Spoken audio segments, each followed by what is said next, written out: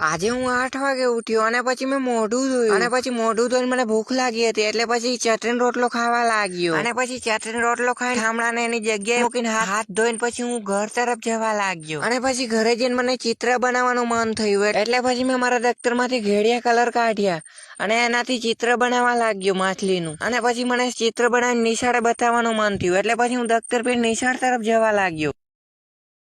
પણ પછી મને યાદ આવ્યું કે હજી વેકેશન છે એટલે પછી મને સંસાર છોડવાનું મન થયું એટલે પછી હું પોતી પહેરીને તપ કરવા જવા લાગ્યો અને પછી ત્યાં જઈને મેં ચીપિયો ખોડીને મારી પોતીમાંથી બાકસ કાઢી અને એનાથી આગ સળગાવવા લાગ્યો પણ આગ સળગતી નહોતી એટલે પછી મેં મારી દાઢી કાઢીને એનાથી આગ સળગાવી અને પછી હું તપ કરવા લાગ્યો અને તપ કરતા કરતા દાજી ગયો એટલે પછી થોડોક આઘો રહીને તપ કરવા લાગ્યો અને પછી તપ કરતા કરતા મને કુરકુરિયા ખાવાનું મન થયું એટલે પછી હું કુરકુરિયા ખાવા લાગ્યો અને તપ કરવા લાગ્યો તપ કરતા કરતા સાંજ પડી ગઈ એટલે પછી મને બીક લાગતી હતી એટલે પછી હું ભાગ્યો અને ભાગતા ભાગતા મારી પોતી પડી ગઈ